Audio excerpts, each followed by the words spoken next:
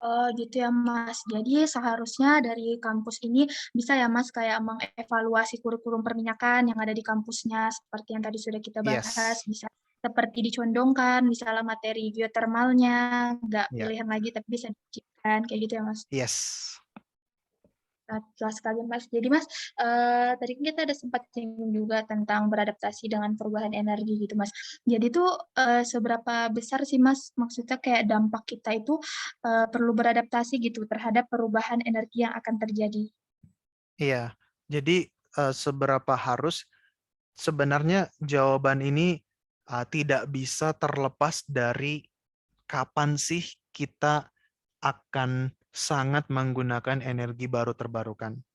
Kalau kita masih lama, ya tentu saja sekarang pun kita nggak perlu terlalu beradaptasi dong, gitu kan. Istilahnya kayak gitu ya. Oh, orang toh masih Iya, lama. Mas. Nah, gitu. Nah, jadi ini tidak bisa directly kita jawab. Mungkin kalau kita pakai topi orang Eropa dulu ya, misalnya kita pakai topi orang Eropa, seberapa harus kita beradaptasi dengan energi terbarukan? Mungkin kalau kita pakai topi orang Eropa wajib sekarang nih. Kalau bisa kita pindah ke jurusan lain gitu ya. Kalau bisa kita pindah ke Tekim atau teknik fisika gitu, yang langsung belajar wind energy atau solar energy, atau Tekim yang langsung belajar bioproses. Karena mereka eh, istilahnya harus segera pindah ke renewable gitu karena ya tadi karena keterbatasan energi dan lain sebagainya gitu ya. Tapi kalau kita bilang ke Indonesia, ya kita lihat energi terbarukan itu kapan menjadi dominannya. Nah, mungkin yang paling gampang kita lihat dari outlook atau mapping yang sudah dibuat pemerintah. Nah, itu kan mereka sudah bikin lah ya, nanti di tahun sekian kita udah berpindah dari batu bara. Tahun sekian kita udah berpindah dari minyak gitu ya. Tahun sekian baru kita berhenti memakai gas. Kita 100% renewable. Nah, kita harus lihat itu gitu.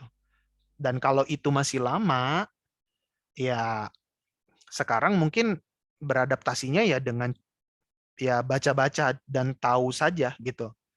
Jangan sampai kita buta total gitu. Tapi kalau ditanya apakah itu harus membuat saya pindah dari teknik perminyakan? Ya enggak juga gitu ya karena Mhm. memang Iya, Indonesia Mas. masih sangat butuh oil and gas gitu. Jadi lebih baik saya ya mantapkan skill saya di dunia migas gitu ya dan tambah-tambahlah ilmu renewable gitu ya nggak apa-apa poin plus gitu ya tapi kalau sekarang harus seberapa beradaptasi sih ya jawabannya tadi sepertinya buat Indonesia migas itu masih sangat dibutuhkan bahkan kita mengejar 1 juta barel gitu jadi buat teman-teman student petroleum engineer harus bagaimana dong beradaptasinya ya belajar aja migas baik-baik gitu.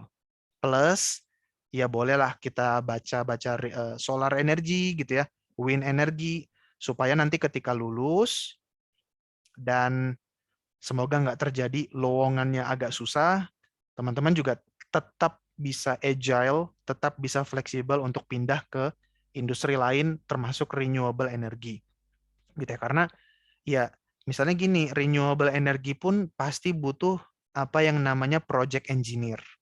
Nah, project engineer ini sangat penting, project engineer. Project engineer ini tidak ada yang mendominasi. Tidak ada jurusan manapun yang bisa mengklaim itu adalah expertise kami, project engineering, nggak ada. Nah, jadi lulusan perminyakan masih bisa masuk jadi project engineer di dunia renewable. Itu masih bisa kita masuk ke situ. Gitu ya. Jadi jangan takut kalau mau beradaptasi, siapkanlah diri kalian dengan ilmu project. Siapkanlah diri kalian dengan ilmu project engineering, siapkan diri kalian dengan ilmu project management, siapkan diri kalian dengan English speaking yang baik, siapkan diri kalian dengan kemampuan economical, karena hal ini yang membuat kalian bisa pindah ke industri manapun. Seperti itu.